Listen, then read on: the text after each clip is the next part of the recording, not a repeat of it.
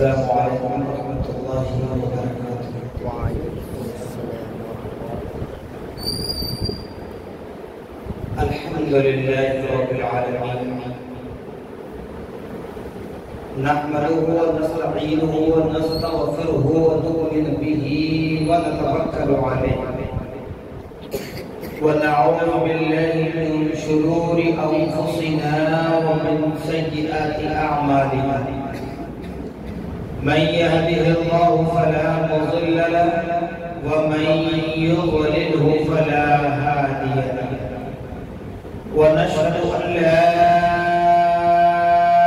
إله إلا الله، ونشهد أن سيدنا ونبينا وسندنا وشفيعنا ومولانا وملجأنا وأشرفنا محمدا عبده ورسوله. قال الله تبارك وتعالى في القرآن الكريم والفرقان الحكيم: أعوذ بالله من الشيطان الرجيم، بسم الله الرحمن الرحيم. شهر رمضان الذي أنزل فيه القرآن هدى للناس وبينات من الهدى والفرقان. وقال الله تبارك وتعالى في مكان آخر: إنا أنزلناه في ليلة القدر. صدق الله العظيم وصدق رسوله النبي الأمين الكريم، ونحن على ذلك لمن الشاهدين والشاكرين والذاكرين والصابرين، والحمد لله رب العالمين. قال الله تبارك وتعالى في شأن حبيبه المصطفى ورسوله المجتبى صلى الله تعالى عليه وسلم: إن الله وملائكته يصلون على النبي يا أيها الذين آمنوا صلوا عليه وسلموا تسليما. اللهم صل على سيدنا شفيعنا مولانا محمد كما تحب وترضى بأن تصلي عليه صلى الله عليه وسلم. نبی اور آل نبی پر میرے مرتبہ آباد و درود پاک پڑھیں. اللهم صل على سيدنا شفيعنا مولانا محمد بعد الجود والكرم منبع العلم والحلم والهدم وآله وأصحابه وبارك وسلم. صلاة وسلاما عليك يا رسول الله صلى الله تعالى عليك وعلى آلك وأصحابك وأزواجك وذرياتك وأهل بيتك أجمعين.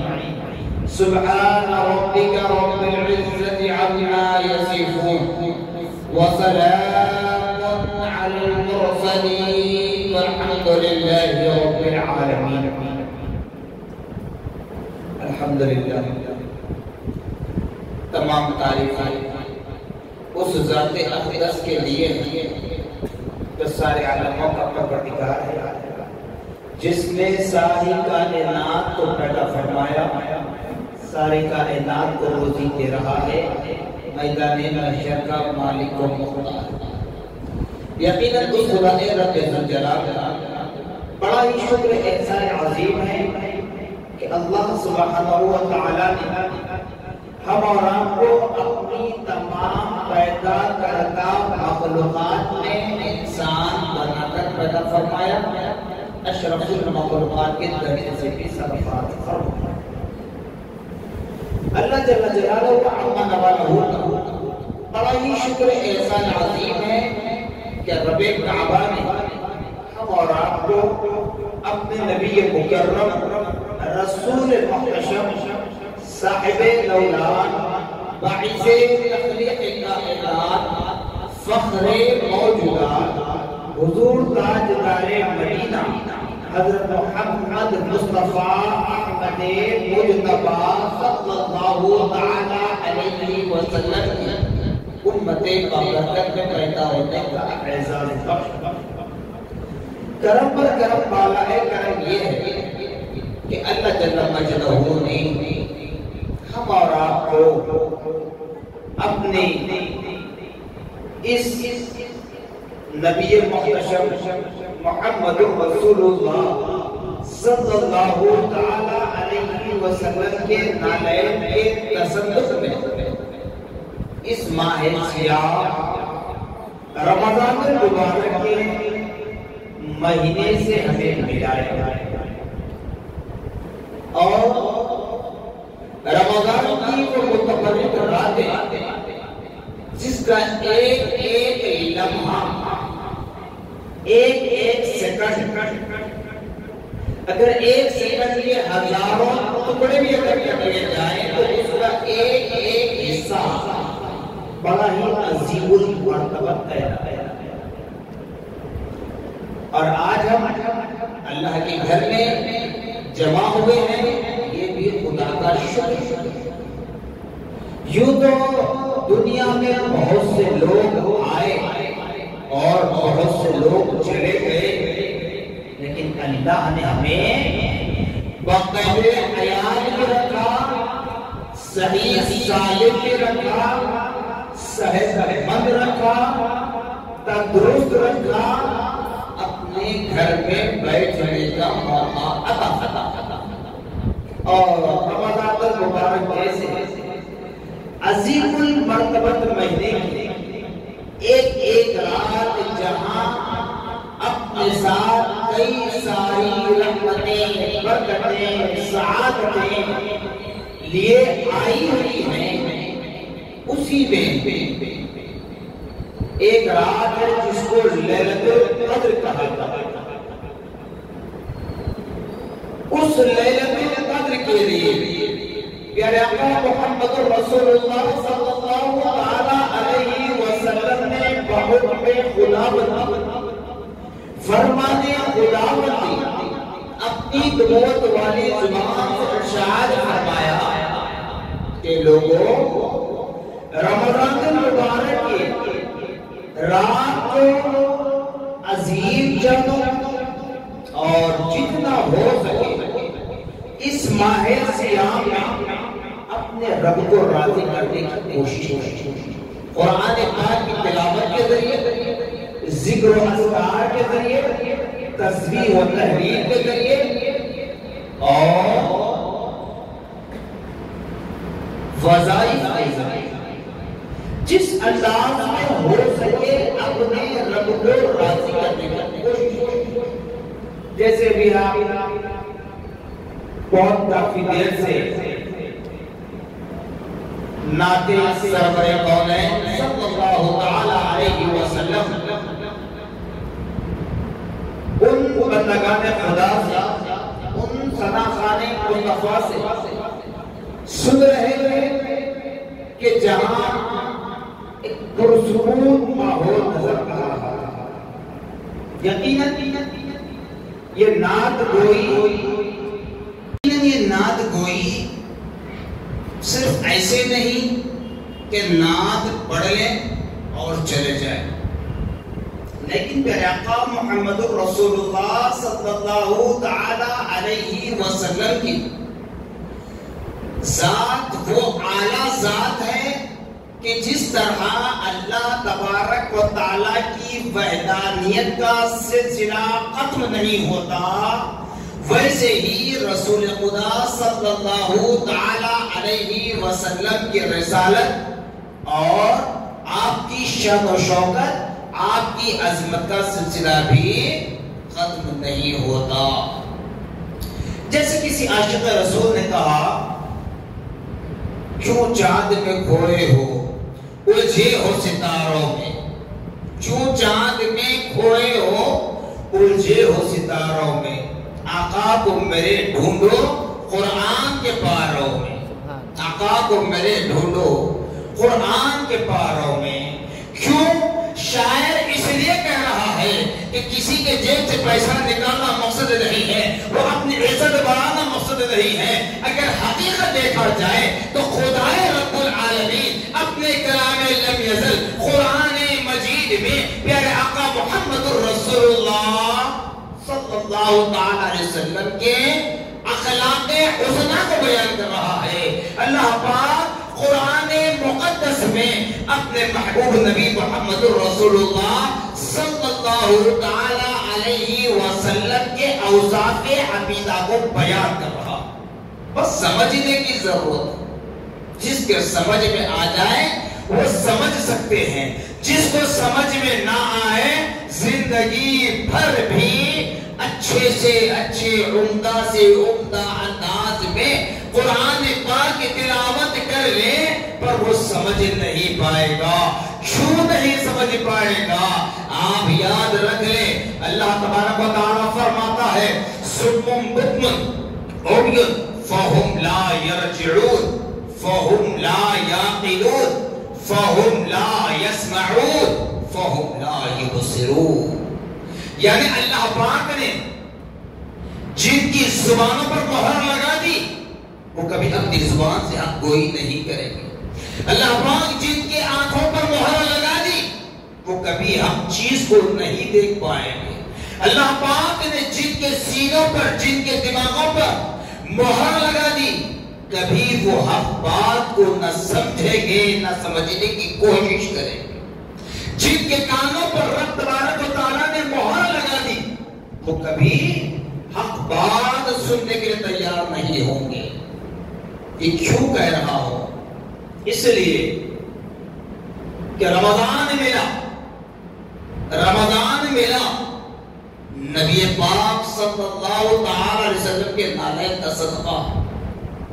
رمضان کی نعمتیں ہم لوٹ رہے ہیں، روحانی طور پر، جسمانی طور پر۔ یہ تمام نعمتیں بفضل خداوندی بطفیل مصطفیٰ جان رحمت ہمیں مل رہی ہے۔ جو نبی محمد رسول اللہ صلی اللہ تعالی علیہ وسلم کا ذکر خیر کرتے ہیں، یقیناً وہ اس دنیا میں بھی کامیاب ہیں، سکرات میں بھی کامیاب ہے، قبر کی اندھیری زندگی میں بھی کامیاب ہے، پھر میدان محشر میں جب قبروں سے دوبارہ اٹھایا جائے گا، حساب و کتاب کے لیے اٹھایا جائے گا، اس وقت بھی کامیاب ہے، اور دائمی زندگی کا جو حتمی فیصلہ ہوگا اس وقت بھی وہ کامیاب و کامراد ہوگے۔ شرط ہے کہ اس فنا ہونے والی دنیا میں رہ کر، اس اسباب کی دنیا میں رہ کر نبی محمد رسول اللہ صلی اللہ تعالی علیہ وسلم کو راضی کریں، آپ کی خوشنودی حاصل کریں، اس سے اللہ بھی راضی ہوتا ہے۔ بغیر رضائے مصطفیٰ کے خدا کی رضا ملنا، خدا کی خوشنودی حاصل کرنا یہ امپاسبل ہے، یہ امپاسبل ہے، یہ ممکن نہیں ہے۔ کہنے والے کہیں گے کیوں؟ میں نے بتلا دیا، رمضان ملا ہے، نبی کا صدقہ ہے۔ صرف ایسے کہہ کر نہیں جاؤں گا بلکہ اس کی وجہ بتا دوں۔ ہمیشہ آپ سنتے ہی رہتے اس فقیر کو، واقف ہیں اچھی طرح، لیکن حق گوئی کے لیے پیچھے نہیں ہٹوں گا۔ مجھے بار بار جس وقت ہم جامع نظامیہ میں پڑھا کرتے تھے اس وقت ترانہ جو ہوتا تھا آج بھی ہوتا ہے، لیکن وہ شعر مجھے برابر یاد آتا ہے۔ اللہ غریب کی رحمت فرمائے مولانا افسر الحق دہلوی رحمت اللہ علیہ کو، جنہوں نے جامع نظامیہ کی تعریف و توصیف میں ترانہ لکھا، اس میں شعر آپ تحریر فرماتے ہیں، حق کے لیے جیئیں گے حق ہی پہ مر مٹیں گے، حق کے لیے جیئیں گے حق ہی پہ مر مٹیں گے، حق ہی عطا کرے گا ہم کو صلہ ہمارا۔ یہ دنیا کی چاہت، یہ دنیا کی دولت، یہ دنیا کی عزت، یہ دنیا کی شہرت، یہ دنیا کی ہوا ہمیں کچھ کام آنے والی نہیں ہے۔ ہم کو ہمارے اعمال کا بدلہ دینے والی اگر کوئی ذات ہے تو وہ ذات خدا بنتی ہے۔ اسی لیے اللہ پاک نے فرمایا وَتُعِزُّ مَن تَشَاءُ وَتُذِلُّ مَن تَشَاءُ۔ اے دنیا والوں، میں نے تم کو دولت دی، اے دنیا والوں میں نے تم کو علم دیا، اے دنیا والوں میں نے تم کو ہنر دیا، سب کچھ دیا، لیکن یاد رکھنا دو چیزیں میرے پاس ہیں. تم دنیا میں میرے بندوں کو اپنے مفاد کے لیے عزت دیتے ہو، مفاد نکل جائے ذلیل کرنا چاہتے ہو، لیکن یاد رکھ لو نہ تمہاری عزت کام آنے والی ہے نہ تمہاری ذلت کام آنے والی ہے. قرآن کہہ رہا ہے وَتُعِزُّ مَن تَشَاءُ وَتُذِلُّ مَن تَشَاءُ بِيَدِكَ الْخَيْرُ إِنَّكَ عَلَىٰ كُلِّ شَيْءٍ قَدِيرٌ. عزت اور ذلت دینا یہ اللہ کے قبض قدرت میں ہے جو قیامت کے دن ملنے والی ہے. اس لیے ہم کہتے ہیں کہ دنیا کی عزت اگر کوئی دنیا کا بندہ عزت سے نواز کر اپنے آنکھوں کی پلکوں پر بٹھا کر لے چلے، وہ عزت قیامت کے دن کام آنے والی نہیں ہے. وہ جھوٹی عزت ہے، وہ فنا ہونے والی عزت ہے. اور اگر کوئی بندگان خدا کو ذلیل و رسوا کرنا چاہے تب بھی وہ ضلالت کام آنے والی نہیں ہے، کیونکہ ذلیل کرنا، عزت دار بنانا اللہ پاک نے یہ اپنے قبضۂ قدرت میں رکھا ہے. بیدک الخیر، وہ بہتر ہاتھ ہیں، وہ دست قدرت ہیں جن کے ہاتھوں میں عزت ہے، جن کے پاس رسوا کرنے کا بھی موقع ہے. ان اللہ علی کل شیء قدیر، بے شک اللہ ہر چیز پر قدرت رکھنے والا ہے. مولانا صاحب محترم، یہ ماہ سیام ہمارے درمیان آیا اور اب ہم سے رخصت ہونے پر ہے، جس کی دوسری تاخرات یعنی 23ویں شب ہم مکمل کرنے جا رہے ہیں. 22 روزے ہمارے مکمل ہو چکے ہیں الحمدللہ. 23ویں رات ہم مکمل کرنے جا رہے ہیں. اب رمضان ہم سے رخصت ہونے پر ہے.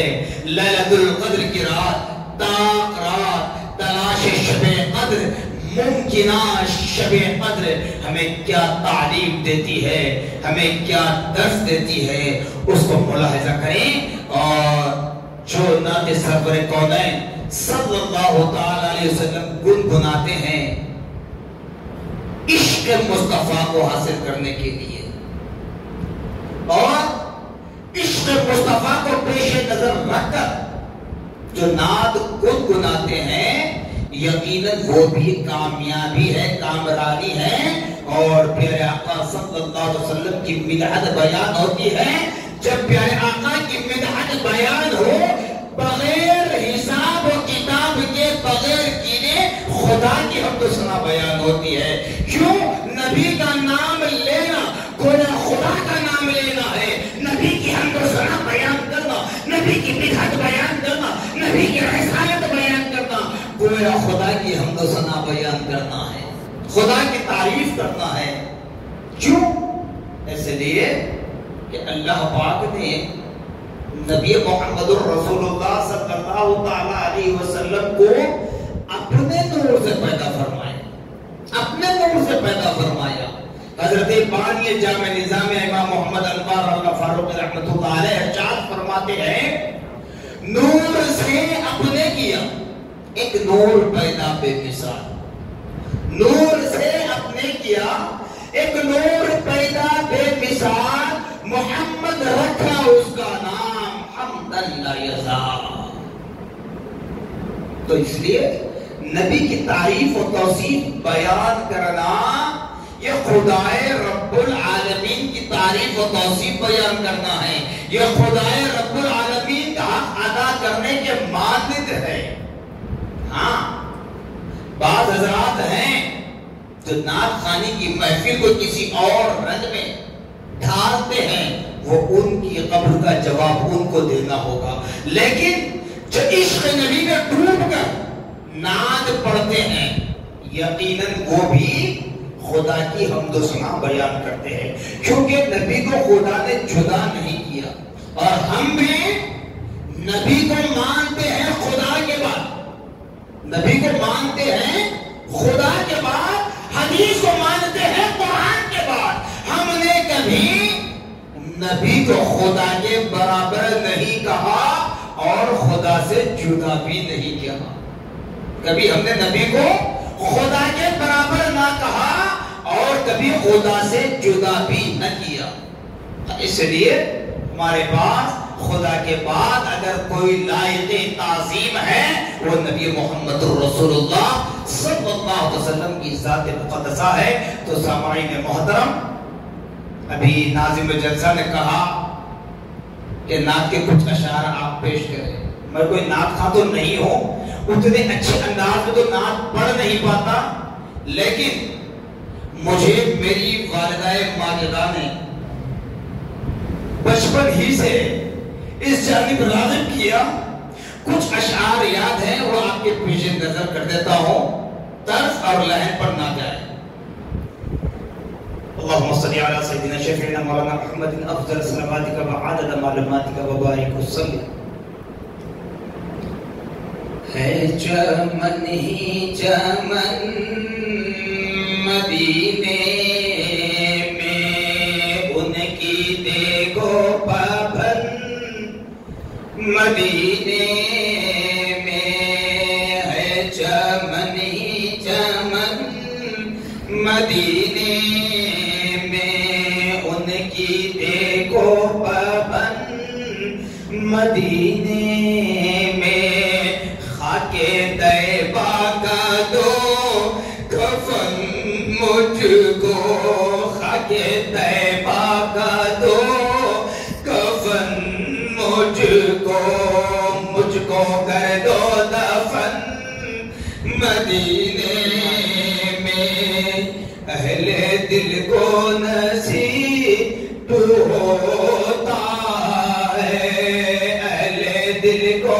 نصیب ہوتا ہے عشق کا پیرہن مدینے میں.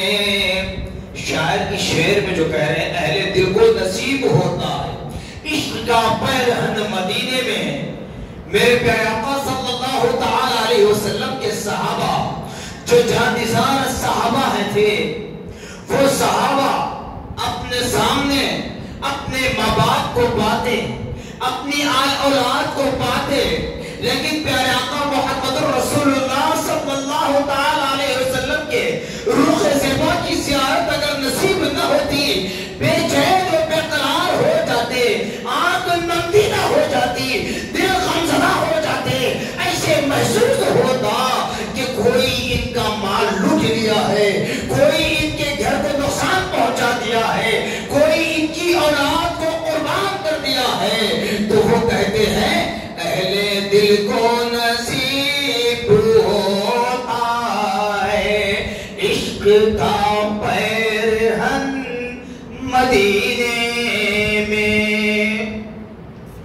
آرزو ہے یہ قلب زاہد کی، آرزو ہے یہ قلب زاہد کی، خاک کا ہو کفن مدینے میں، خاک کا ہو کفن مدینے میں.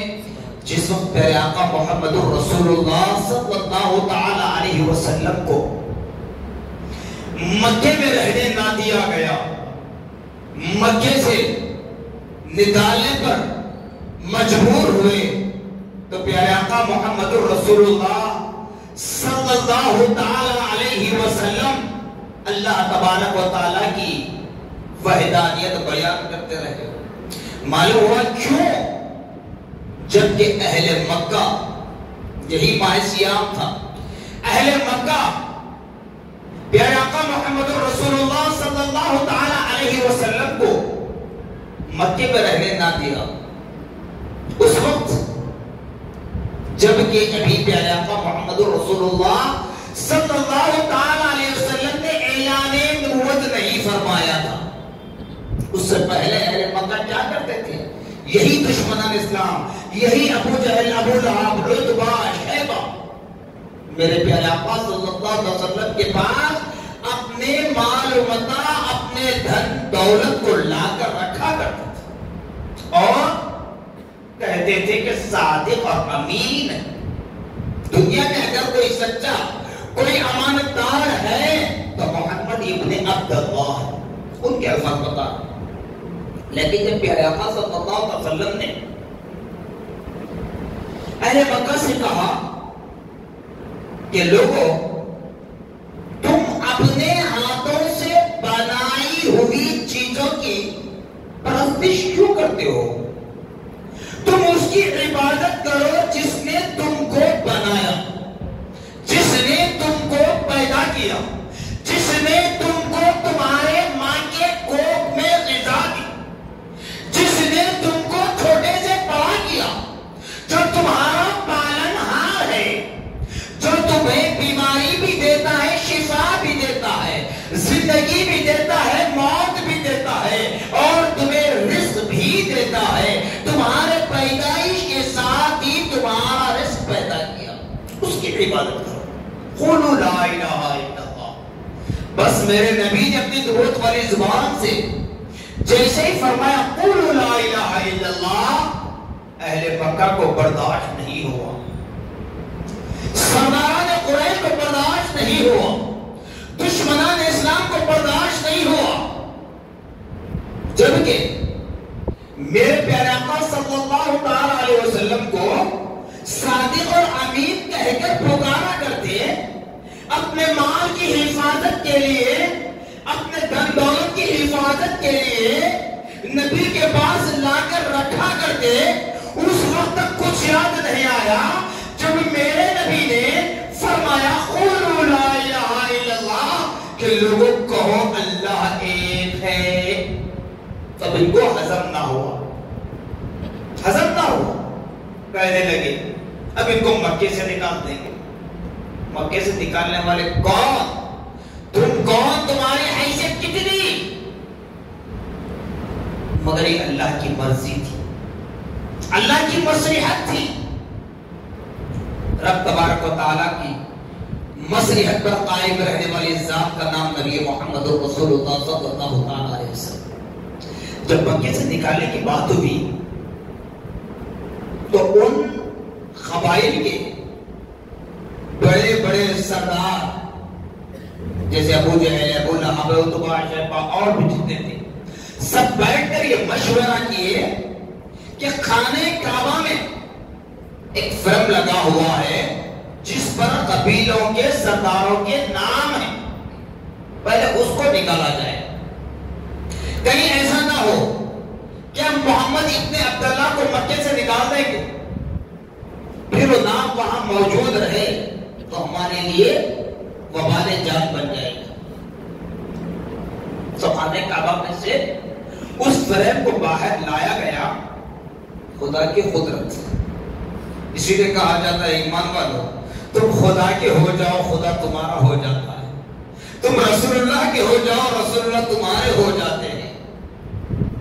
تو اہل مکہ نے وہ فریم جب نکالا، کیا دیکھتے ہیں قدرت خداوندی کیسے اس فریم کو نیچے سے اوپر تک دیمک کھا چکی تھی، کسی کا نام نظر نہ آیا، لیکن ایک لائن باقی تھی جس کو دیمک نے چھوا نہیں، کھایا نہیں۔ کسی عاشق نے وہ بھی شعر لکھا نا کہ عاشق مصطفیٰ کفن بھی میلا نہیں ہوتا، کفن میلا نہیں ہوتا جس کے دل میں عشق مصطفیٰ ہے۔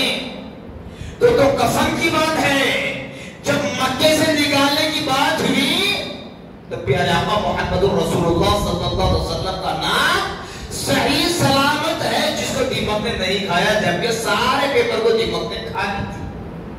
تو مجبور ہو گئے، سوچنے میں لگ گئے اب کیسے نکالا جائے، جس کو ہم نکالنے کی سازش رچا رہے ہیں خدا اس کو سلامت رکھ رہا ہے۔ جب خدا جسے سلامت رکھے تم اور تمہاری حقیقت کیا جو تم مکے سے نکالو گے۔ تو وہاں اعتراضات شروع ہو گئے، نبی کو جادوگر کہنے لگے، نبی کو کاہن کہنے لگے، نبی کو ستاروں پر کھیلنے والا کہنے لگے۔ تو پھر نبی نے ان کا جواب کچھ نہیں دیا، بلکہ اب اپنی نبوت والی نگاہوں کو آسمان کی طرف بلند کیا تو رب تبارک و تعالیٰ نے فرمایا قل اے حبیب میرے فرما دیجئے، اے حبیب میرے فرما دیجئے انما انا بشر مثلکم۔ آیت کا اتنا حصہ بتا کر لوگوں کو بہکایا جاتا ہے۔ اے حبیب فرما دیجئے میں بھی تم جیسا ایک بشر ہوں، یعنی میں جادوگر نہیں ہوں، نجومی نہیں ہوں، ستاروں پر کھیلنے والا نہیں ہوں، میں بھی تم جیسا ایک بشر ہوں۔ کیسا بشر؟ یوحا الیہ، ایسا بشر ہوں، اللہ نے مجھے ایسا بشر بنایا کہ مجھ پر اللہ کی جانب سے وحی نازل ہوتی ہے، ایسا بشر ہوں۔ تب دشمنان اسلام کو کوئی بات ہضم نہیں ہوتی کیونکہ اللہ نے مہر لگا دی، ثم بکم عمي فهم لا يرجعون فهم لا يعقلون فهم لا يسمعون فهم لا يبصرون۔ تو معجزے پر معجزہ پوچھتے رہے، اے محمد ابن عبداللہ اگر آپ اللہ کے سچے نبی ہیں تو معجزہ دکھاؤ۔ شق القمر، چاند کے گرد پڑے ہونا، یہ میرے نبی کا معجزہ۔ یہ نادان اعلان نبوت کے بعد معجزے پوچھنا شروع کیے، ارے اللہ نے میرے نبی کو سرتپا معجزہ بنا کر بھیجا، سرتپا معجزہ بنا کر بھیجا۔ تو الغرض کہنے کا مقصد یہ ایمان والو کہ یہ ماہ سیام ہمارے درمیان جلوہ گر ہے، تو یہ بھی نبی محمد الرسول اللہ صلی اللہ تعالی علیہ وسلم کے نالین کا صدقہ۔ کیوں؟ آپ دیکھیں پہلی آیت میں نے جو پڑھی، شہر رمضان الذی انزل فیہ القرآن ھدی للناس وبینات من الہدی والفرقان۔ رمضان کا وہ مہینہ جس میں قرآن اتارا گیا، جو لوگوں کے لیے ہدایت ہے۔ اس بات پر سب متفق ہیں، مگر جب نبی کے وسیلے سے دعا مانگنے کی بات آتی ہے تو منہ پھیر لیتے ہیں، ان کے چہروں کا رنگ بدل جاتا ہے۔ تو آئیے دوسری آیت جو میں نے پڑھی سورہ قدر کی، اِنَّا أَنزَلْنَاهُ فِي لَيْلَةِ الْقَدْرِ، کہ بے شک اس ذکر کو، اس قرآن کو ہم نے اس قدر والی رات میں نازل فرمایا۔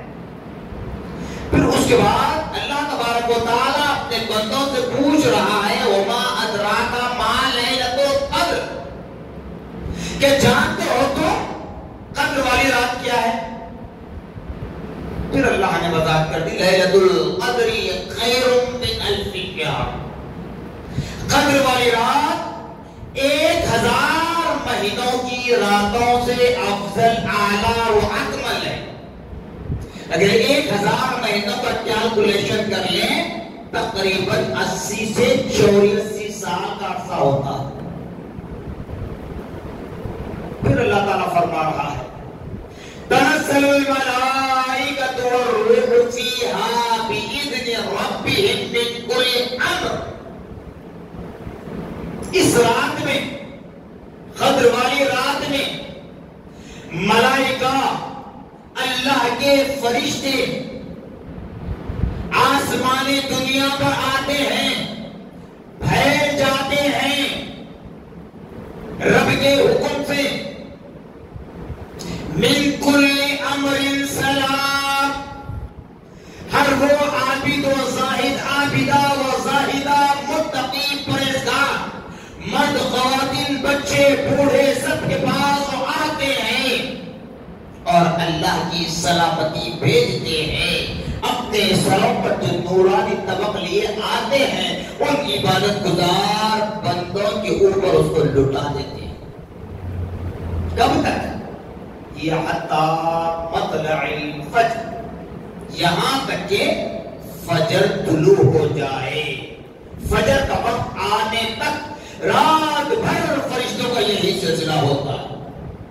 اب بتائیے آج دوسری تاخرات کون گارنٹی دے سکتا ہے کہ اللہ کی اس نعمت سے وہ مالا مال ہو گئے؟ کوئی گارنٹی نہیں دے سکتا، کسی کو کسی کے عمل پر یقین نہیں ہو سکتا۔ میں نعوذ باللہ طنز نہیں کر رہا ہوں. اس لیے نہیں ہو سکتا ہمارے عمل پر تو یقین. اللہ ہمارے سجدے کو قبول فرمائے گا. آج تک ہم نے 22 روزے رکھے ہیں. اللہ نے ہمارے اس سال کے پورے 22 روزوں کو مکمل طور پر قبول کر لیا تو گارنٹی دے سکتا. جو ہم نے تراویح پڑھی 23 راتوں میں آج تک, اس تراویح کو رب تبارک و تعالیٰ نے اپنی بارگاہ میں قبول فرما لے گارنٹی دے سکتا. جتنے قرآن پاک کا دور ہم کیے ہیں اس تلاوت کو رب تبارک و تعالیٰ راضی ہے, خوش ہے, ہمارے قرآن پڑھنے سے خوش ہے, اللہ نے اس کو قبول فرما لیا. کوئی گارنٹی دے سکتا نہیں دے سکتا.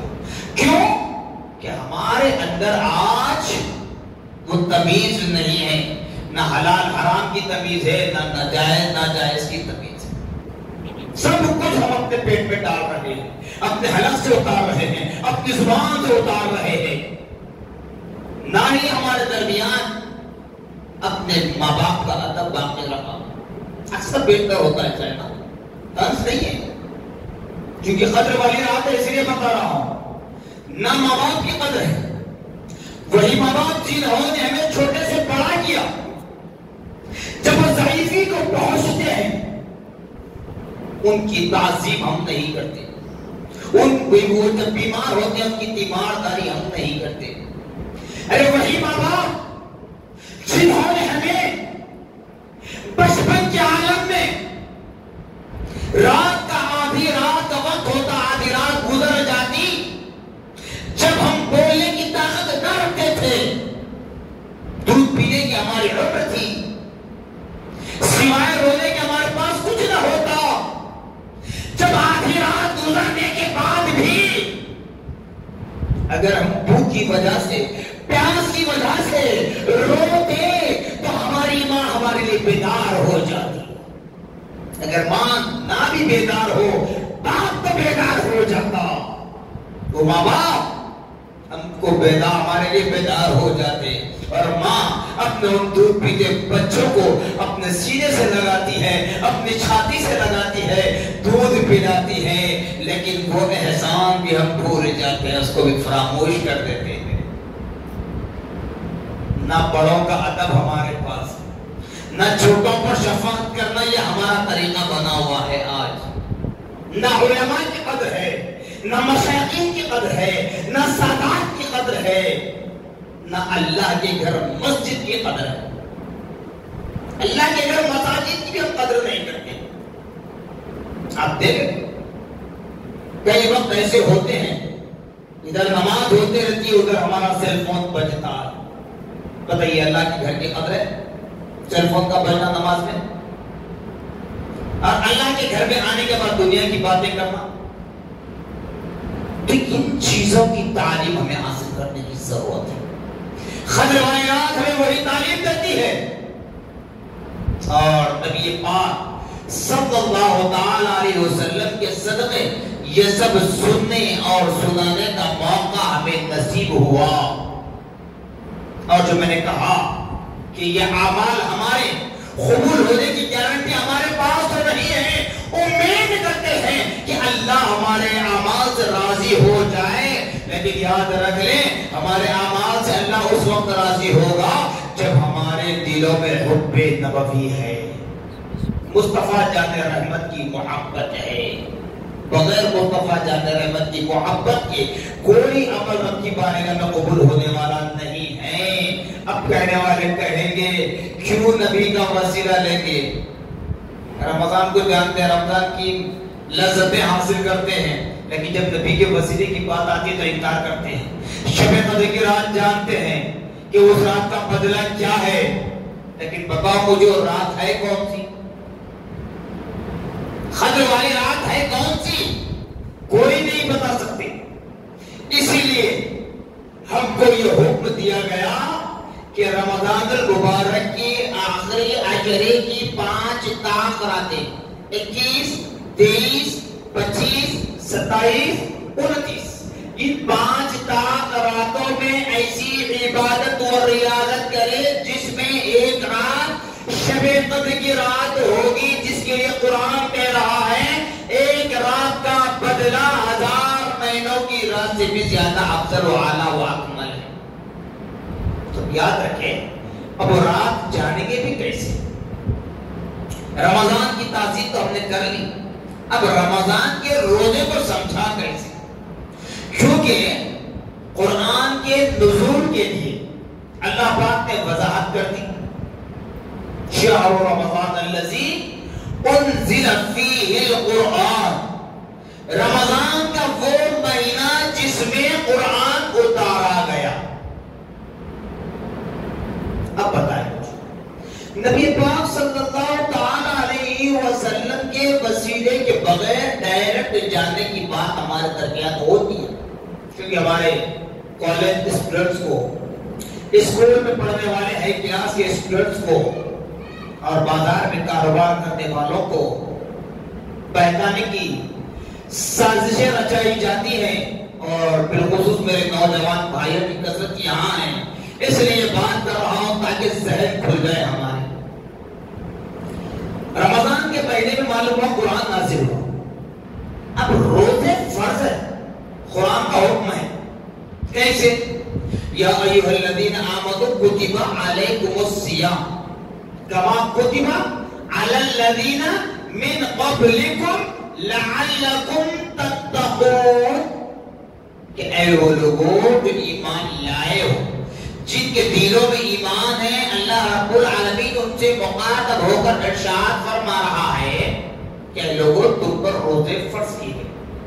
اب یہاں اپنے ذہنوں بات بٹھا لے اور غور سے سمجھ، سننے کے بجائے سمجھنے کی کوشش کرے. قرآن کے نزول کے لیے کیا فرمایا اللہ نے؟ شہر رمضان الذی، کہ اس قرآن کو، اس ذکر کو ہم نے رمضان میں نازل کیا. جب روزہ فرض کرنے کی بات آئی تو اللہ نے فرمایا یا ایھا الذین آمنوا کتب علیکم الصیام، اے ایمان والو تم پر روزے فرض کیے گئے. کتب علیکم الصیام، تم پر روزے فرض کیے گئے. کما کتب علی الذین من قبلکم، اور یہاں پر وہ بات بھی یاد رکھ لیں کہ اللہ تبارک و تعالی حاکم ہے، ہم محکوم ہیں. وہ حکم دینے والا ہے، ہم حکم کی پیروی کرنے والے ہیں، لیکن باوجود اس کے وہ ہم پر 70 ماہوں سے زیادہ جو مہربان ہیں، جو رحمان اور رحیم کی صفت کو اپنے لیے خاص کر لیا، پھر بھی تم کو وضاحت کر کے بتا رہا ہے کہ اے میرے بندو، میری ذات سے منہ نہ موڑنا، میرے حکم سے منہ نہ موڑنا. تم کو روزہ فرض کر کے میں تم کو تکلیف میں، مشقت میں ڈالنا نہیں چاہتا. کما کتب علی الذین من قبلکم، صرف تم پر روزے فرض نہیں ہیں بلکہ تم سے پچھلے، تم سے پہلے جو انبیاء اور رسول کی قومیں اس دنیا میں آئیں ان پر بھی روزے فرض کیے گئے تھے. لعلکم تتقون، تاکہ تم متقی پرہیزگار بن جاؤ. اب بتاؤ مجھے، مکمل آیت میں نے پڑھی، مکمل آیت کا ترجمہ میں نے کیا لفظ بلفظ ورڈ ٹو ورڈ. رمضان کا کہیں ذکر ہے روزے کے لیے؟ یا ایھا الذین آمنوا کتب علیکم الصیام کما کتب علی الذین من قبلکم لعلکم تتقون. رمضان کا ذکر ہے تو پھر کیسے معلوم رمضان کا روزہ ہے؟ کیونکہ بغیر حکم نبوی کے کوئی بات سمجھ میں نہیں آتی. اور جو یہ نعمتیں ہمیں مل رہی ہیں، یہ لذتیں جو ہمیں مل رہی ہیں، یہ برکتیں جو ہمیں مل رہی ہیں، یہ سب کا سب پیارے آقا محمد رسول اللہ صلی اللہ علیہ وسلم کے نالین کا صدقہ ہے. جو میں نے کہا اس کی وجہ یہی ہے کہ رمضان کا ذکر اللہ نے روزے کے ساتھ نہیں کیا، رمضان کا ذکر کیا قرآن کے ساتھ، مگر روزے کے ساتھ نہیں کیا. تو معلوم کیسے چلا، پتا کیسے چلا کہ رمضان کا روزہ رکھنا ہم پر فرض ہے؟ کیونکہ اللہ نے صرف روزہ فرض کیا. کتب علیکم الصیام رمضان نہیں فرمایا. نظام خدا بندی میں مداخلت نہیں کر رہا ہوں بلکہ ذہن کھول رہا. کتب علیکم الصیام رمضان نہیں کہا کہ رمضان کے روزے فرض ہے، صرف کتب علیکم الصیام، روزے تم پر فرض ہے. تو کیسے معلوم ہوا؟ قرآن سمجھنے کی اتنی صلاحیت ہمارے اندر ہے. اگر قرآن کو سمجھتے ہوتے تو یاد رکھ لیں آج بھی اگر کسی نے قرآن پاک کو مکمل طور پر کمپلیٹلی طور پر اگر کسی نے قرآن کو سمجھا تو وہ دنیا کو اپنے پیروں تلے روک ڈالے گا. دنیا کو اپنے پیروں تلے روک ڈالے گا. دنیا کی حوث کو باقی نہیں رہے گی. قرآن وہ ہے. قرآن وہ ہے. یہ قرآن کو سمجھنے والی ذات کا نام نبی محمد رسول اللہ صلی اللہ علیہ وسلم. اب آپ کہیں گے مولانا قرآن سمجھے بغیر مفسرین کہاں سے آئے؟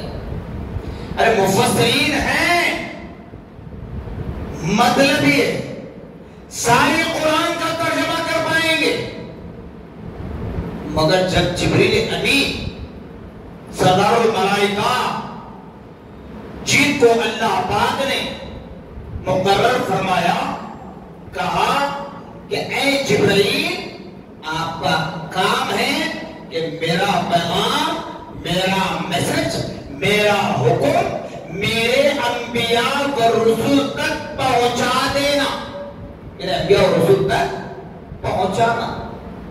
اب جبرائیل قرآن لا رہے ہیں نبی کی بارگاہ میں. آپ کو تو معلوم ہے ایک بار میں قرآن نہیں آیا، 2 بار میں نے، 3 بار میں نے، بلکہ 23 سال لگ گئے، 23 ایئرس لگ گئے. اب ہم کیا سمجھتے ہیں؟ ایک دن میں قرآن ختم کیے، انہیں قرآن پاک کا دور مکمل کیے.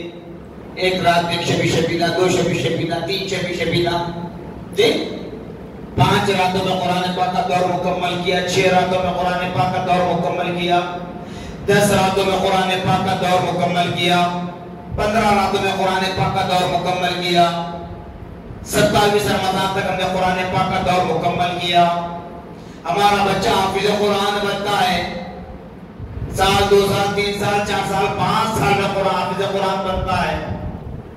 تو کبھی سوچا کہ ہم نے قرآن کو اس رفاقت سے تو پڑھ لیا، تلاوت تو کر لی، لیکن قرآن کے نزول ہونے میں 23 سال کیوں لگے، 23 ایئرس کیوں لگے؟ جبکہ اللہ تبارک و تعالیٰ فرما رہا ہے ان اللہ علی کل شیء قدیر، بے شک اللہ تبارک و تعالیٰ ہر چیز پر قادر مطلق ہے، ہر چیز پر قدرت رکھنے والا ہے. اس کی مرضی ہے، وہ چاہے لمحے بھر میں ساری دنیا کو تہس نہس کر سکتا ہے. پھر 23 سال تک کیوں نازل ہوتا ہوا قرآن، کیوں نازل ہوتا رہا؟ کبھی سوچا ہم نے؟ سن تو لیتے ہیں، اس لیے کہا جاتا ہے پڑھنا بڑا کام نہیں ہے، ڈگریاں لینا بڑا کام نہیں ہے، رات رات بھر بیٹھ کر سننا بڑا کام نہیں ہے، عمل کرنا بڑا کام ہے. عمل کرنا بڑا کام ہے. آج ضرورت عمل کی ہے، سوچنے سمجھنے کی ہے. اللہ نے کو کیوں پیدا کیا؟ کیا اللہ ہماری نمازوں کا محتاج ہے؟ کیا اللہ ہمارے زکات کا محتاج ہے؟ کیا اللہ ہمارے حج کا محتاج ہے؟ کیا اللہ ہمارے روزوں کا محتاج ہے؟ کیا اللہ ہماری قربانی کا محتاج ہے؟ ارے قربانی کر رہے ہیں، گوشت تم کھا رہے ہیں، حج کر رہے ہیں، حج کو جاتے بھی ہیں تو دعوتیں تم کھا رہے ہیں، حج سے واپس بھی آتے ہیں دعوتیں تم کھا رہے ہیں، ایام حج میں ہیں تمہاری مہمان نوازی ہو رہی، زکات دے رہے ہیں، دعائیں لے رہے ہیں غریبوں، مسکینوں، یتیموں، یسیروں، اسیروں، مسکینوں، محتاجوں کی، مسافروں کی. زکات دینے سے مال پاک ہوتا ہے، زکات دینے سے مال میں اضافہ ہوتا ہے. روزہ رکھتے ہیں کتنی دن؟ صرف ایک ٹائم کا کھانا چھوٹ رہا ہے آپ کا، اور درمیان میں چائے، موسم کے اعتبار سے جب گرما شباب پر آ جائے تو جوس وغیرہ، یہی چھوٹ رہا ہے نا. باقی وقت سے پہلے ناشتہ جو کرتے ہیں 8 بجے کے کرنے والے ہیں، اور 2-3 گھنٹے پہلے کھا رہے ہیں، اتنا کھا رہے ہیں کہ ظہر تک بھی ڈکاریں آتی ہیں. اللہ معاف کر دے کہ اس کھانے پر بند نہیں کر رہا ہوں، رحمت خدا میں بھی بتا رہا ہوں. اور افطار مغرب کی نماز بھی پڑھتے نہیں، الحمدللہ ثم الحمدللہ، اللہ تبارک و تعالیٰ اپنی نعمتوں سے ایسے سرفراز فرما رہا ہے، ایسے سرفراز فرما رہا ہے کہ مغرب کے بعد کھانے کی حاجت بھی نہیں ہوتی۔ اب کیا چھوٹ رہا ہے آپ کا؟ نماز پڑھتے ہیں تو آپ کو کیا کرنا ہے؟ صحابہ اکرام رضی اللہ عنہم اجمعین پر یہ حکم لاگو کیا گیا تھا کہ جب بھی تم اللہ کے گھر عبادت کرنے کے لیے، نماز پڑھنے کے لیے آؤ تو صدقہ خیرات کرو۔ بتاؤ آج تم پر فرض ہے وہ؟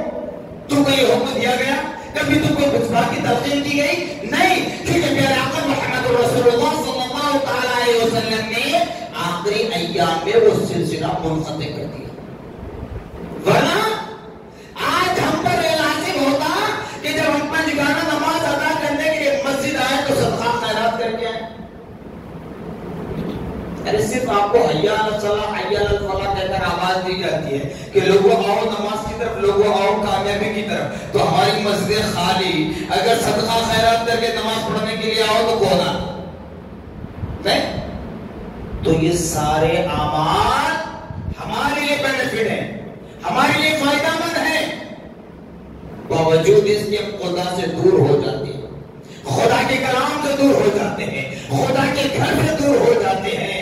یاد رکھ لو یہ دنیا کی زندگی کچھ کام آنے والی نہیں، یہ دنیا کی دولت، یہ دنیا کی شہرت، یہ دنیا کی عزت، یہ دنیا کا پیسہ، یہ دنیا کا مال و متاع، یہ دنیا کا شیش محل کچھ کام آنے والا نہیں ہے۔ کام آنے والا ہے تو ایمان اور آپ کا عقیدہ اور آپ کے اعمال صالحہ، حب نبوی کام آنے والی ہے، بغیر حب نبوی کے کچھ ہاتھ آنے والا نہیں ہے۔ تو روزہ رمضان کا یہ ہمارے نبی نے بتایا ہے۔ جب بات چھڑی ہے اس پر تو آپ کو احکام اسلام اور قرآن کے اعتبار سے بتانا ہے، کیونکہ قدر والی رات کے لیے ہم بیٹھے ہوئے ہیں، قرآن کے نزول کا ہی مہینہ ہے، اس لیے باتیں کر رہا ہوں۔ اب بتائیں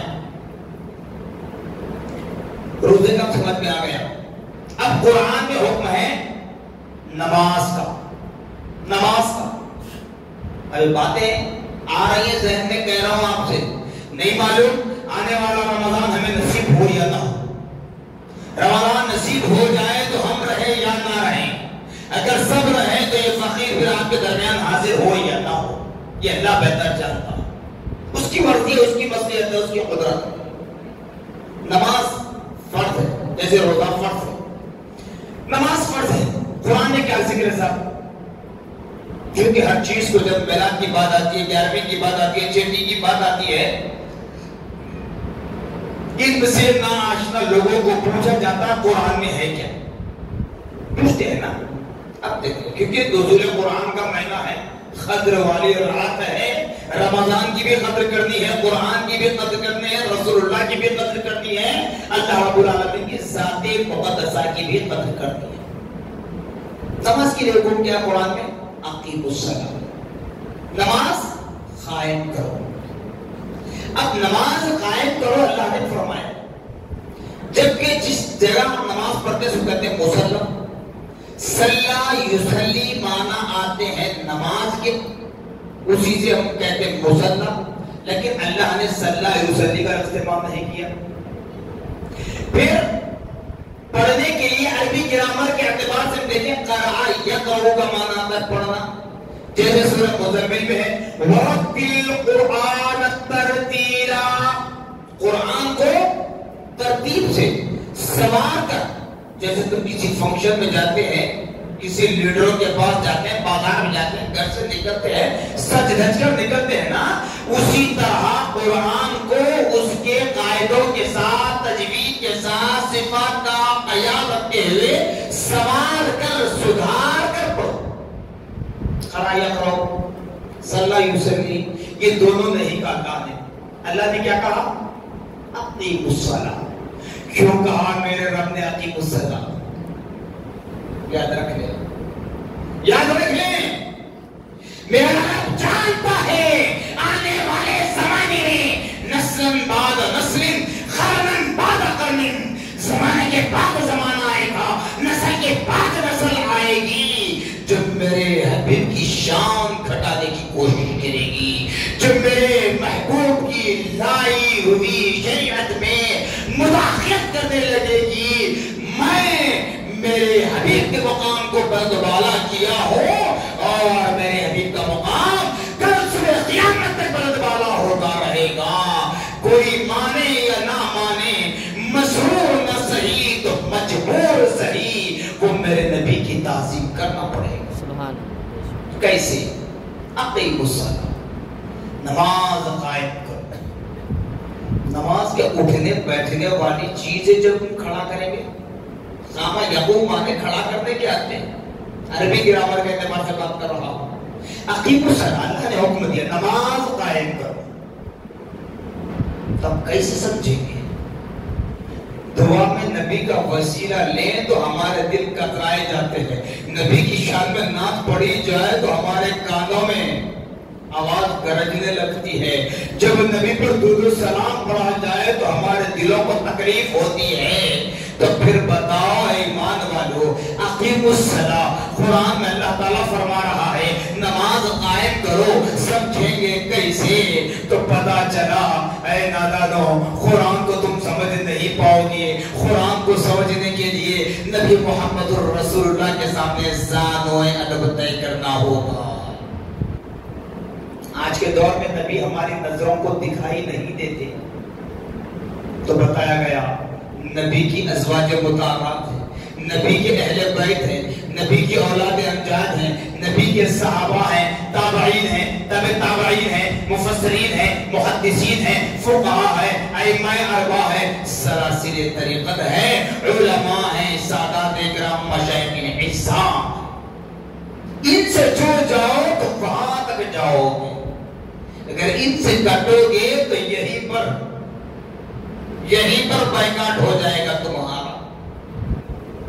نبی پاک صلی اللہ علیہ وسلم نے فرمایا، جیسے معصوم بچہ کو حدیث یاد دی جاتی ہے 40 حدیثوں میں، الصلاۃ عماد الدین، نماز دین کا، بولو بیٹے، ستون ہے، نماز دین کا ستون ہے۔ ستون کہتے ہیں کس کو؟ پلر کو، کھمبے کو۔ اب بغیر پلر کے آج تک کوئی ایسا انجینئر ہے جس نے بغیر پلر کے چھت ڈالا؟ بتائیے، بغیر پلر کے کس نے چھت ڈالا؟ اگر چھت ڈالے تو ٹک سکتا؟ تو اس کے لیے پیارے آقا صلی اللہ علیہ وسلم پھر آگے مزید ارشاد فرماتے ہیں، من اقام الصلاۃ فقد اقام الدین ومن ترک الصلاۃ فقد هدم الدین۔ جس نے نماز کو قائم کیا گویا اس نے دین کو قائم کیا، جس نے نماز کو قائم کیا گویا اس نے اپنے دل میں ایمان کو جگہ دی، ایمان کو مضبوط کیا، عقیدے میں تازگی پیدا کی، اس کے دل میں ایمان باقی ہے۔ ومن ترک الصلاۃ فقد هدم الدین، اور جس نے نماز کو جانتے بوجھتے چھوڑ دیا گویا اس نے دین کو گرا دیا۔ دین کو گرا دینے سے مراد تمہارے ہمارے گرانے سے کچھ نہیں ہوتا، اس نے اپنے دل سے دین کو نکال دیا، اس نے اپنے دل سے ایمان کو نکال دیا، اس لیے وہ ایک در کا نہ ہو کر درے در مارے مارے پھرتا رہتا۔ اب کیا کہو؟ پھر اسی قرآن کا ذکر کرو، نزول قرآن کا مہینہ ہے اور اس ماہ مبارک میں زکوٰۃ بھی دی جاتی ہے نا، وہ آتوا الزکاۃ۔ اللہ نے قرآن میں فرمایا زکوٰۃ دو، زکوٰۃ کون دینا، کتنا دینا، کب دینا، کس کو دینا، کس کو دینا حرام ہے۔ قرآن میں ملے گا آپ کو نہیں، یہ کہاں ملے گا؟ نبی محمد رسول اللہ سے ملے گا۔ نبی محمد رسول اللہ کی بارگاہ سے وابستہ ہو جاؤ تو سمجھ میں آئے گا۔ ارے جب کہو گے کہ خدا سے ہم ڈائریکٹ مانگیں گے تو پھر قرآن کے سارے احکامات کو چھوڑ دو، یعنی تو قرآن کے حکم پر، جو قرآن کا حکم قرآن میں ہے اسی پر چل کر بتاؤ۔ جیسے 5 وقت کی نماز پڑھتے ہیں، قرآن میں ذکر ہے فجر ظہر عصر مغرب عشاء کی نماز پڑھنا، ہفتے میں ایک مرتبہ جمعہ کی نماز پڑھنا، ہمارے درمیان جب کوئی فوت ہو جائے تو اس کی نماز جنازہ پڑھنا، رمضان کے اختتام پر نماز عید الفطر ادا کرنا، ذی الحجہ کے مہینے میں 10 تاریخ کو عید الاضحیٰ کی نماز پڑھنا قرآن میں ہے نہیں۔ اب زکات کا معاملہ تو وہی، کس کو دینا، کتنا دینا، کون دینا، کس کو دینا حرام ہے، یہ قرآن میں نہیں ہے۔ یہ ملے گا نبی کی بارگاہ سے، نبی کا صدقہ پڑھتا رہے گا۔ نبی سے جڑو تو خدا سے ملو، نبی سے ہٹو تو پھر شیطان کے راستے پر چلو۔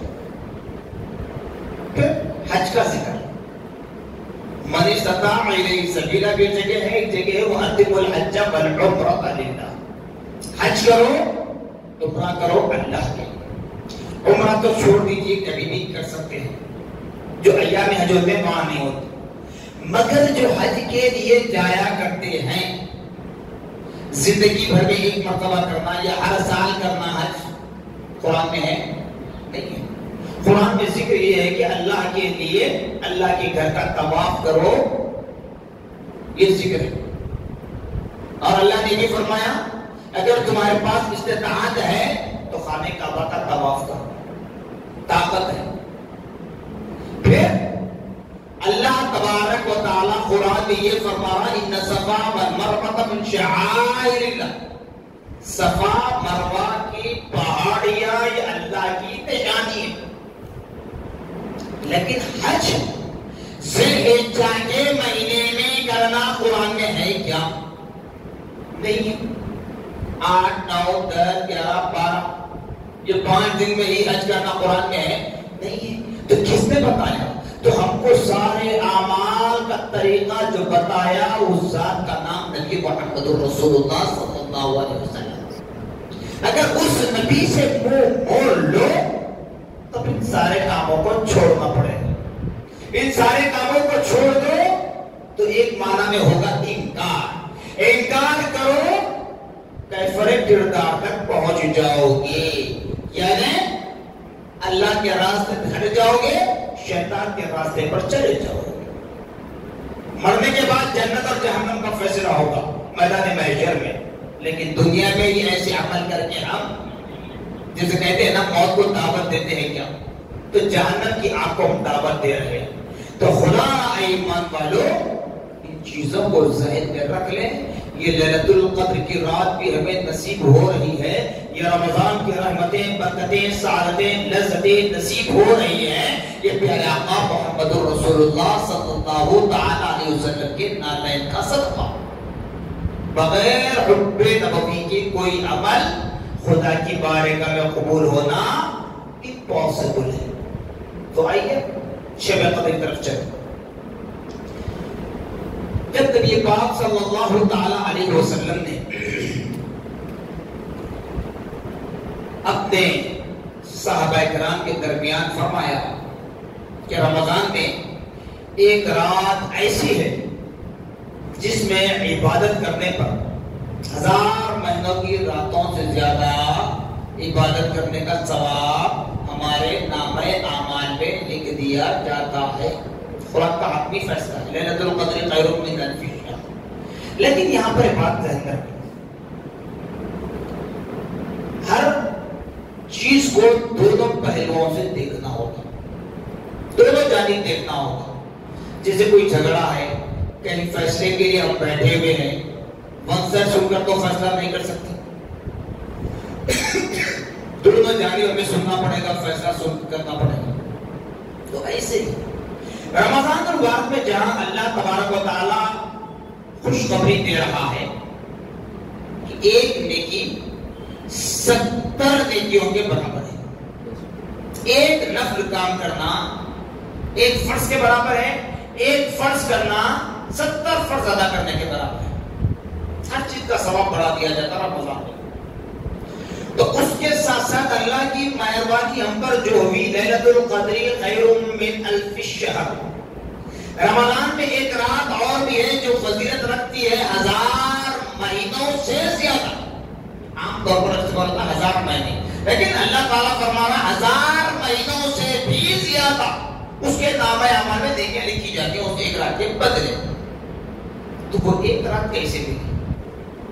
ہمارے اعمال کے ذریعے ہمارے نمازوں کے ذریعے، ہمارے روزوں کے ذریعے، ہمارے زکوٰۃ کے ذریعے، ہمارے حج و عمرے کے ذریعے، ہمارے مدارس بنانے کے ذریعے، ہماری مساجد بنانے کے ذریعے نہیں، یہ سب ملا ہے نبی پاک صلی اللہ علیہ وسلم کے نالین کے صدقے۔ بار بار کہہ رہا ہوں، کیوں کہہ رہا ہوں؟ یاد رکھیں، رجب کی 27ویں شب، جس وقت پیارے آقا محمد رسول اللہ صلی اللہ تعالی علیہ وسلم کو رب تبارک و تعالیٰ نے فرش سے عرش پر بلوایا، تو یہ نہیں کہا یا محمد، اے محمد آ جاؤ فرش سے عرش پر، ندا نہیں دی، بلکہ سردار الملائکہ حضرت جبریل کو کہا اے جبریل جاؤ میرے نبی کو فرش سے عرش پر لے آنا، میرے گھر کا مہمان بنانا، میرے پاس لے آؤ۔ جبریل آئے، آپ نے بارہ سن لیا ہے واقعہ، اس لیے کہہ رہا ہوں کہ تاکہ جتنی باتیں ہماری ہو رہی ہیں اس میں یاد دہانی ہو جائے، دل و دماغ تر و تازہ ہو جائے۔ جبریل آئے، نبی پاک صلی اللہ علیہ وسلم کو دیکھا کہ وہ آرام کر رہے ہیں، بستر استراحت پر لیٹے ہوئے ہیں، بظاہر آنکھ سو رہی ہے، دل بیدار ہے، نبی بھی دیکھ رہے ہیں، مشاہدہ کر رہے ہیں کہ جبریل آ رہے ہیں، خدا کا حکم ہے، لینے کے لیے آ رہے ہیں، لیکن نبی نہیں اٹھے۔ جبریل نے دیکھا کہ نبی لیٹے ہوئے ہیں، اگر نبی کو جگاؤں تو نبی کی شان میں بے ادبی ہوگی، اسی لیے ہم کہتے ہیں کہ نبی کی تعظیم کا طریقہ، نبی سے محبت کرنے کا طریقہ اگر کسی نے سکھلایا ہے، اس ذات کا نام جبرائیل ہے، اس ذات کا نام جبرائیل ہے۔ جب دیکھا جبرائیل نے نبی لیٹے ہوئے ہیں تو سوچا اگر جگاؤں تو نبی کی شان میں بے ادبی، پھر اس کے بعد سوچتے ہیں اگر ادب کے لیے خاموش کھڑا ہو جاؤں، ادب کے لیے خاموش کھڑا ہو جاؤں، رب کے حکم کی نافرمانی ہوگی۔ دونوں باتیں سوچ رہے ہیں، پس و پیش میں ہیں، جگاؤں تو نبی کی شان میں بے ادبی، ادب مصطفیٰ کے قاتل با ادب کھڑا رہوں تو خدا کے حکم کی نافرمانی ہوگی، کیا جائے؟ اللہ پاک کی جانب سے ندا آتی ہے یا جبرائیل قبل قدمی، اے جبرائیل کھڑے کیوں ہو، موقع کیوں گوانا چاہتے ہو؟ تمہیں موقع دیا جا رہا ہے کیا؟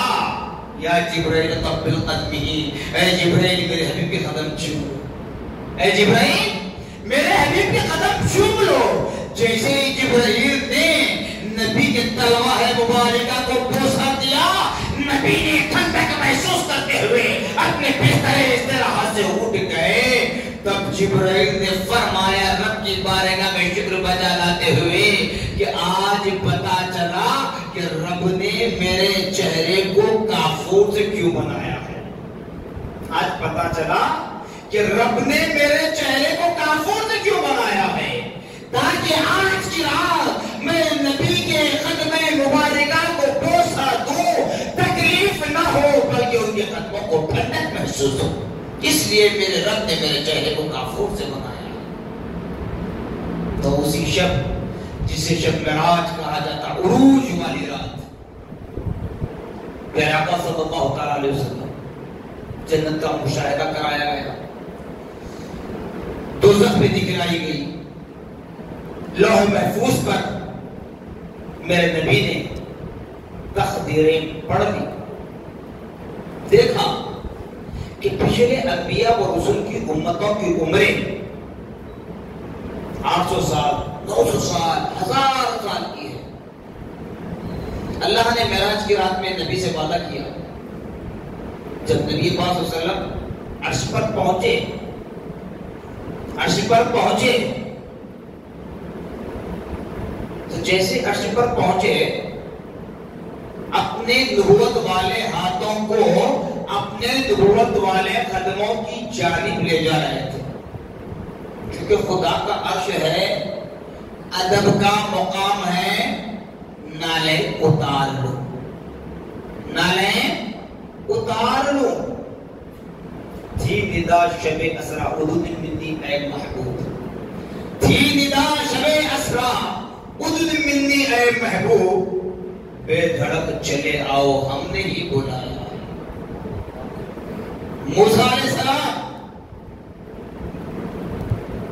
رب سے فرما رہے تھے مولا میں تیرا دیدار کرنا چاہتا ہوں. اللہ نے فرمایا یا موسیٰ لن ترانی. یا موسیٰ لن ترانی. اے موسیٰ تم مجھے ہرگز نہیں دیکھ سکتے. موسیٰ علیہ السلام ضد پر ضد کرے جا رہے ہیں. یہ سب مصلحت خداوندی ہے، ہم جیسے نادانوں کو سمجھانے کے لیے ہے. موسیٰ کی ضد سے مراد وہ ضد نہیں تھی جیسے ہماری ضد ہوتی ہے، ہماری شیطانی ضد ہے. ہم اڑ جاتے ہیں لیکن اس میں خدا کی مصلحت ایسی پوشیدہ ہے. موسیٰ علیہ السلام جب ضد کر ہی رہے تھے، دیکھنے کا بار بار اشتیاق پیدا ہو رہا تھا، تو اللہ نے فرمایا موسیٰ جبل طور پر آ جا، کوہ طور پر آ جا، طور کے پہاڑ پر آ جا. جب طور کے پہاڑ پر آئے تو وہاں موسیٰ کو حکم ہوا ادب کا مخاطب، کیونکہ یہاں خدا کی تجلی ظاہر ہونے والی ہے، خدا کی صفت ظاہر ہونے والی ہے. ادب کا مخاطب ہے. موسیٰ اپنے نالین اتار لو. کوہ طور پر موسیٰ اپنے نالین اتار دو زمین پر، اور میرے نبی فرش سے عرش پر گئے. اللہ کے عرش پر ہے. ادب عرش کے قادر اپنے نالین جدا کرنا چاہتے ہیں. رب فرماتا ہے محبوب اپنے نالین جدا نہ کرنا، اپنے نالین جدا نہ کرنا، کیونکہ میرا عرش بھی آپ کے نالین کا بوسہ لینے کے لیے بے چین ہوتا ہے. تب میرے نبی نے فرمایا مولا جب میری اتنی تعظیم و تکریم کی جا رہی ہے، مگر مولا مجھے ڈر ہے، خوف ہے. جس وقت قیامت کا دن ہوگا، میزان لگایا جائے گا، ترازو لگائی جائے گی، نام اعمال توڑے جائیں گے. مولا اگر میری امت کے نام اعمال میں نیکیاں کم ہو، گناہ زیادہ ہو، الہ العالمین اس وقت کیا ہوگا؟ تب رب تبارک و تعالیٰ نے فرمایا ابھی مایوس ہونے کی ضرورت نہیں ہے. جس طرح آج آپ کی تعظیم و تکریم کی جا رہی ہے، کل قیامت کے دن آپ کی امت کے ساتھ بھی وہی معاملہ کیا جائے گا، وہی معاملہ کیا جائے گا. تو بتاؤ یہ سب نبی کا صدقہ ہے یا نہیں جو میں شروع گفتگو سے کہتے آ رہا ہوں؟ کیوں آج ہم اتنے گناہ پر گناہ کر رہے ہیں، مگر کبھی گڑ گڑا کر آدھا ایک گھنٹہ رب کی بارگاہ میں توبہ کرے. امام صاحب اگر دعا 10 منٹ لمبی کر دے، قدر والی رات ہو یا لذت الجائزہ کی رات ہو یا عید الفطر کا دن ہو یا جمعہ کا دن، تو ہم بے چین ہو جاتے ہیں. جہاں نبی نے ہم کو کہیں نہیں بھولا، آپ کی ولادت بعد سعادت ہوئی، فرمایا رب حبل امتی. نبوت کا تاج پہنایا گیا، فرمایا رب حبل امتی. اب عرش پر ہے، خدا کے عرش پر ہے، خدا کے پاس ہے، کہہ رہے میری امت کا غم مجھے ستا رہا ہے. تو اللہ نے وعدہ کیا. تو پھر رب نبی فرماتے ہیں مولا ٹھیک ہے یہ سلوک تو کیا جائے گا، لیکن مولا پچھلے انبیاء کی امتوں کی عمریں 800 سال 900 سال 1000 سال کی، اور میری امت کی عمر اتنی کم. تو میرے رب نے فرمایا اے محبوب مایوس نہ ہونا، یقیناً آپ کی امت کی عمریں کم ہیں، لیکن آپ کی امت کو ایسی معتبر دن، ایسی مقدس راتیں، ایسے معتبر لمحات دوں گا جس کو وہ غنیمت جان لے، اس کی تعظیم و تکریم کر لے. تو قسم ہے مجھے میرے جاہو جلال کی، قسم ہے مجھے میرے ذات کی، قسم ہے مجھے رحمان الرحیم ہونے کی کہ آپ کی امت اتنی سی کم عمر میں 1000 سال کی عمر پانے والے سے کئی گنا زیادہ ثواب حاصل کرے گی. شرط ہے کہ اس کی تعظیم کرے. تو شب قدر کی رات جو 1000 مہینوں کی راتوں سے افضل جس کو قرآن کہہ رہا ہے وہ ہمارے اعمال کی بدولت نہیں، وہ نبی کا صدقہ ہے، وہ نبی کی دعا ہے، وہ نبی کی ہم پر شفقتیں ہیں۔ تو جان لیں، محاسبہ کر لیں، محاسبہ کر لیں۔ جس وقت سے ہم کو شعور آیا اس وقت سے آج تک ہم نے کتنے سال شب قدر کی رات کو پایا اور اس کو گنوا دیا۔ کسی کو کہنے کی ضرورت نہیں، نہ کوئی استاد کو ضرورت ہے کہ شاگرد کو کہے، نہ کسی پیر و مرشد کو ضرورت ہے کہ وہ اپنے مرید کو کہے، نہ کسی باپ کو ضرورت ہے کہ اپنے بیٹے کو کہے، نہ کسی ماں کو ضرورت ہے کہ اپنی بیٹی کو کہے۔ ہر کوئی محاسبہ کر سکتا ہے کہ ہم نے آج تک کتنے سال رمضان کو پایا، کتنے سال چھڑے قدر کو پایا اور کیا عبادت کی۔ چونکہ ہم اکثر و بیشتر اپنے علماء سے، مشائخین سے، سادات اکرام سے سنتے ہیں جنت جنت جنت، یقیناً ملنے والی وہ اپنی جگہ ہے۔ ہمارے دلوں میں خیال یہ ہے کہ اللہ معاف کرنے والا ہے، رسول اللہ ہماری شفاعت کرنے والے، جی اللہ معاف کرنے والا یقیناً ضرور ہے، لیکن اللہ تعالیٰ نے بھی فرمایا غافلوں کی میں مدد نہیں کرتا، غافلوں کی میں مدد نہیں کرتا، یہ بھی فرمایا اللہ تعالیٰ۔ اس کو بھی دیکھیں، رسول اللہ سفارش کرنے والے ہیں کب؟ اس وقت ہم ہماری زندگی کو ہمیشہ ہمیشہ قرآن و سنت کے مطابق گزاریں، اللہ اس کے رسول کے فرما بردار بن کر، مطیع فرما بردار بن کر اللہ اس کے رسول کی شریعت مطہرہ کے تحت ہماری زندگی ہو، ایسے وقت میں رسول اللہ کی شفاعت ہوگی۔ ایسی زندگی میں اگر نفسانی خواہشات کی تکمیل کے لیے، نوجوانی کے گرم خون نے اگر ہم کو بہکا دیا، شیطان کے وسوسے میں آ کر کوئی گناہ ہم سے سرزد ہوا، تو ایسی صورت میں رسول اللہ کی شفاعت ملنے والی، یاد رکھ لیں، یاد رکھ لیں۔ بڑی ذمہ داری کے ساتھ کہہ رہا ہوں، آپ بیٹے مولانا آصف بات کی نہیں کہیں، نہیں یہ کہیں کہ ہم نے نہیں سنا،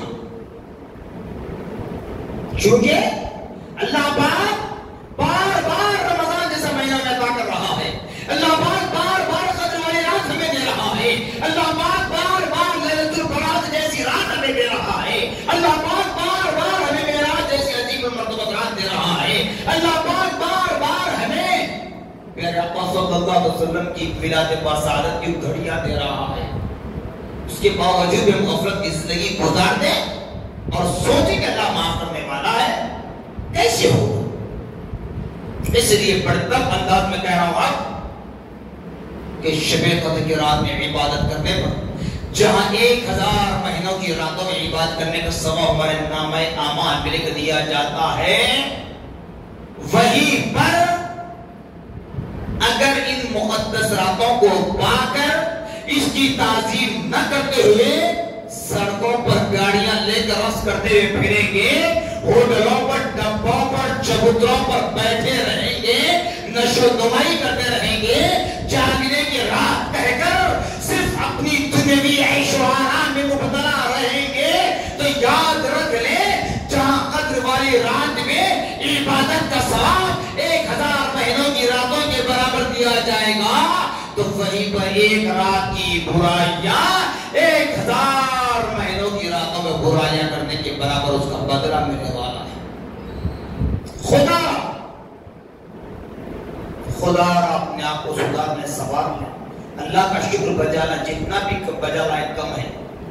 اب ریاست ملک نہیں، پڑوسی ریاست میں دیکھ لیں کیا حالات ہے، رمضان کیا ہے، نماز کیا ہے، روزہ کیا ہے، تراویح کیا ہے، انہیں نہیں معلوم۔ گزشتہ 3-4 دن سے بالکل ایک کرفیو کا عالم۔ یہ ہمارا حیدرآباد شہر جو عبادت کہیں کا شہر کہلاتا ہے، جو اولیاء اللہ کی سرزمین کہلاتی ہے، یہ اولیاء اللہ کے زیر سایہ، اولیاء اللہ کی کسٹڈی میں ہے ہم، جہاں دشمن طاقتیں ہم کو ملیمیٹ کرنا چاہتی ہے، لیکن باوجود اس کے ہم اپنا جمہوری حق ادا کرتے ہوئے اپنے اللہ اس کے رسول سے جڑنے کا موقع مل رہا ہے، اس کو غنیمت جانے۔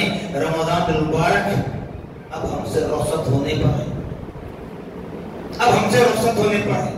میں نے آغاز گفتگو میں کہا نہیں معلوم پھر آنے والے سال رمضان ہم زندہ رہیں یا نہ رہیں۔ اگر زندہ رہیں صحت مند رہیں یا نہ رہیں، صحت مند بھی رہیں مسجد آنے کی توفیق ہو یا نہ ہو، نہیں معلوم ہمارا معاملہ کیا ہوگا۔ ایسے لیے خدا را اے ایمان والو، اس ماہ سیام کو اپنی عبادات، ریاضات، ذکر و اذکار، تسبیح و تحلیل کے ذریعے رخصت کرنے کی کوشش کریں۔ اور آخر میں بالخصوص میرے نوجوان بھائیوں کی کثرت ہے، آپ تمام سے التجا کر رہا ہوں، کسی کہنے والے نے کہا اور حقیقت ہے، جوانی کا ایک سجدہ بڑھاپے کی 1000 سجدوں پر بھاری ہے۔ موقع ہے غنیمت جانے۔ اور جو حضرات اعتکاف بیٹھے ہوئے ہیں ان معتکف حضرات سے بھی میری عاجزانہ درخواست ہے، التماس ہے کہ وہ ہمارے تمام عالم اسلام کے مسلمانوں کے جان و مال، عزت آبرو کی حفاظت کے لیے دعا کریں، ہمارے ملک وطن عزیز ہندوستان کی حفاظت کے لیے دعا کریں، ہمارے ریاست تلنگانہ کے لیے دعا کریں، ہمارے شہر حیدرآباد کے لیے دعا کریں، ہمارے تمام خاندان والوں کے لیے، پڑوسیوں کے لیے، دوست احباب کے لیے دعا کریں، اپنے ماں باپ کے لیے، اپنے بھائی بہن کے لیے، اپنی اولاد کے لیے، پھر اپنی جائز مقاصد کے لیے دعا کریں۔ اور تمام مرحومین امتی محمدیہ صلی اللہ علیہ وسلم کی مغفرت کے لیے دعا کریں۔ یقیناً یہ آخری عشرہ بھی مغفرت کا نہیں بلکہ جہنم سے آزادی کا دہا کہلاتا ہے۔ بس اللہ رب العالمین کی بارگاہ میں دعا کریں کہ اللہ تبارک و تعالی ہماری دعاؤں کو سنے، بطوفیل نبی پاک صلی اللہ علیہ وسلم اپنی بارگاہ میں قبولیت کا درجہ عطا فرمائے۔ السلام علیکم ورحمۃ اللہ۔